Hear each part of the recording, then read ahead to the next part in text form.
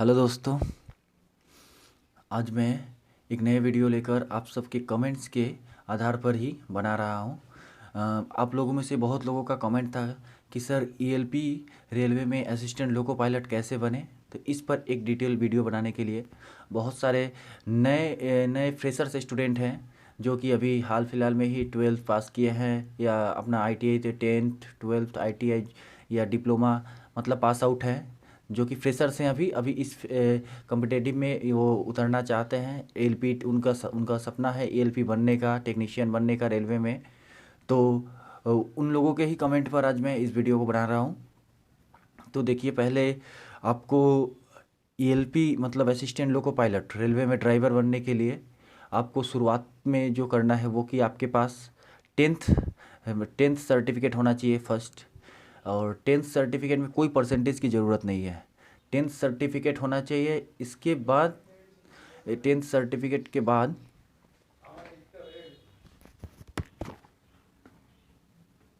हाँ, तो tenth certificate होना चाहिए और उसमें कोई परसेंटेज नहीं चाहिए। इसके बाद आपको टेंथ के बाद आप या तो आईटीआई कर सकते हैं, कोई भी ट्रेड से, फीटर, इलेक्ट्रिशियन, टर्नर, मशीनिस्ट और डीजल मैकेनिक। ये जान लीजिए, वेल्डर जो भी ट्रेड है वो ईएलपी के लिए नहीं दे सकते हैं, ELP assistant loco pilot driver में नहीं बैठ सकते हैं। तो आप इसके अलावा 2 साल के जितने भी ट्रेड है वो आप कर सकते हैं ड्राइवर के लिए। और 1 साल का एक ट्रेड है वो डीजल मैकेनिक, वो भी करके आप ड्राइवर के लिए अप्लाई कर सकते हैं।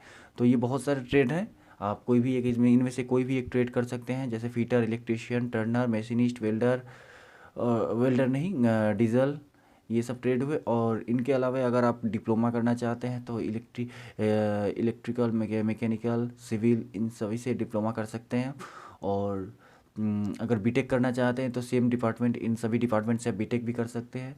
तो डिप्लोमा, बीटेक और आईटीआई, इन सभी लोग आपके ड्राइवर के लिए अप्लाई कर सकते हैं। और जितने भी, ना ही आईटीआई, डिप्लोमा, बीटेक, किसी में भी कोई भी परसेंटेज की ज़रूरत नहीं होती इस एग्ज़ाम के लिए। आपको बस क्वालिफाई होना चाहिए, आपके पास एक टेंथ सर्टिफिकेट होना चाहिए और एक टेक्निकल सर्टिफिकेट कोई भी होना चाहिए, वो आईटीआई हो, डिप्लोमा हो या बीटेक हो, क्योंकि ये टेक्निकल पोस्ट है तो आपको ये ज़रूरी है आपके लिए।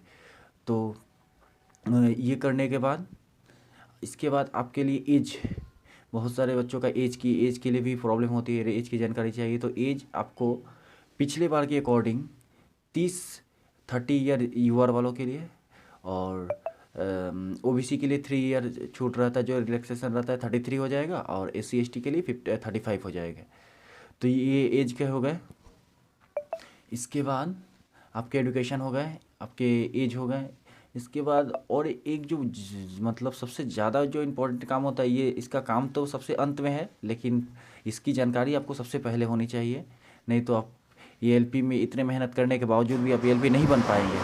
तो ये है कि आपके आई साइट, आपकी आँखों की पावर जो है वो 6/6 चाहिए इस एग्ज़ाम के लिए। तो इस एग्ज़ाम के लिए जो भी अपना इस एग्ज़ाम की तैयारी करना चाहते हैं, सबसे पहले तो अपने मेडिकल, आस पड़ोस में जो भी मेडिकल है वहाँ जाकर अपने आँख को एक बार चेक करवा लें। और वहाँ से इस आँख की पावर अगर आपकी 6/6 है तो ही फिर आप इस एग्ज़ाम की तैयारी कर सकते हैं। अन्यथा फिर इस एग्ज़ाम में आप क्वालिफाई करने के बाद भी आपको मेडिकल में बाद मतलब निकाल दिया जाएगा। तो ये हुआ और मेनली इसमें मेडिकल में ही आँख का ही मेनली है, और उसके बाद ओवरऑल बॉडी नॉर्मल, कोई ज़्यादा प्रॉब्लम नहीं होता है। ओवरऑल बॉडी हर सब चीज़ चल जाएंगे। बस आपको मेन ये ध्यान रखना है कि आपके आँख का पावर 6/6 होना चाहिए। तो मेडिकल में बस मेनली आँख ही होते हैं, बाद बाकी सब सही होते हैं। और तो आपके एजुकेशन, एज और मेडिकल हो गए। और इसके बाद आपकी जब वैकेंसी आती है, वैकेंसी में आप फिलअप कर सकते हैं। आपकी वैकेंसी में सीबीटी 1 में जो पिछली बार का अकॉर्डिंग पिछली बार के पेपर थे, उसमें आपको सीबीटी 1 में 75 क्वेश्चन आए थे, जो कि नॉन टेक्निकल पेपर थे टोटली। हिस्ट्री जो math, reasoning, science, current affairs, थोड़ा बहुत जीके, यही नॉर्मल जो पेपर होते हैं, ये 75 क्वेश्चन थे। इसमें क्वालिफाइंग नेचर किया जाता है। तो इसमें क्वालिफाइंग नेचर में आपको यूआर वालों के लिए 40%, एससी और ओबीसी वालों के लिए 30% और एसटी वालों के लिए 25% ये क्वालिफाई रहता है। बट इसमें भी आपको मतलब थोड़े अच्छे मार्क्स लाने पड़ते हैं, क्योंकि एकदम क्वालिफाई रहिएगा तो शायद नहीं ले जा पाते हैं, क्योंकि जो भी टोटल वैकेंसी रहते हैं उसके 15 गुना या 20 गुना, मतलब 15 टाइम या 20 टाइम्स ज़्यादा कैंडिडेट को पास करवाया जाता है CBT 2 के लिए।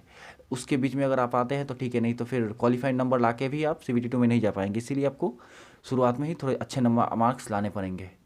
तो ये हुए। इसके बाद फिर आप CBT 2 में जा सकते हैं। CBT 2 में जाते हैं तो उसमें फिर आपका 2 एग्ज़ाम होते हैं। एक CBT 2 में एक पार्ट ए और एक पार्ट बी। पार्ट ए मतलब नॉन टेक्निकल पूरे पेपर वही same, math, reasoning, GK, GS, current affairs same paper होते हैं, लेकिन ये क्वालिफाई नेचर के नहीं होते, ये आपके मेरिट बेस होते हैं, क्योंकि ये इसमें आपका ज़्यादा नंबर लाना बहुत ही ज़रूरी है, क्योंकि ये आपका मेरिट को निर्धारित करेगा। तो ये आपका मेरिट हो गया CBT 2 का पार्ट ए। और पार्ट बी क्वालिफाई नेचर का होता है, जो कि आपके ट्रेड से हो जाएगा, जो कि आपका फिटर, इलेक्ट्रीशियन, टर्नर, मशीनिस्ट, जो भी ट्रेड है उससे, या फिर डिप्लोमा या BTech में इलेक्ट्रिकल, मैकेनिकल, सिविल जो भी ट्रेड है, इससे आपको 35% पार्ट बी में क्वालिफाई करना है। और इन दोनों एग्ज़ाम में जब आपके होते हैं, इसके बाद हो जाता है कि आपको ALP बनने के लिए आपको ये चाहिए साइको का एग्ज़ाम, और एक एग्ज़ाम आपको क्लियर करना पड़ेगा। तो वो एग्ज़ाम में आपको जब पार्ट ए का मेरिट बनेगा तो वहाँ से ही कुछ बच्चों का पहले ALP की वैकेंसी के अकॉर्डिंग उसमें 15 टाइम या 20 टाइम्स जितने ऊपर से जो कैंडिडेट होंगे उनको भेज दिया जाता है साइको के लिए। जिनकी जो भी ALP बनना चाहते हैं तो उनको साइको के लिए भेजा जाता है। तो उनका एक साइको का एग्ज़ाम किया लिया जाता है।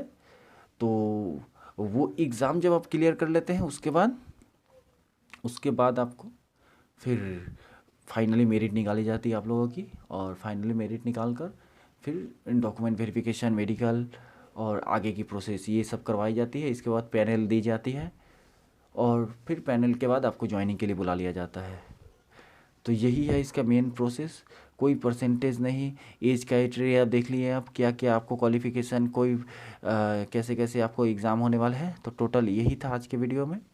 जो भी नए स्टूडेंट है, नए छात्र है, या फिर पहले के भी जो भी है, जो भी इस एग्ज़ाम को देना चाहते हैं, जिनका भी सपना हो रेलवे में ALP बनने का, रेलवे में ट्रेन चलाने का, तो इस एग्ज़ाम को आप इस हिसाब से आप तैयारी कर सकते हैं। तो कोई प्रॉब्लम नहीं होगा। और आगे भी अगर कोई प्रॉब्लम हो तो आप कमेंट सेक्शन में बता सकते हैं। इसको लेकर मैं नेक्स्ट वीडियो फिर से बना दूंगा। और प्लीज़ इस चैनल को सब्सक्राइब करें और लाइक करें और शेयर करें। Thank you so much. फिर मिलते हैं नेक्स्ट वीडियो में। धन्यवाद।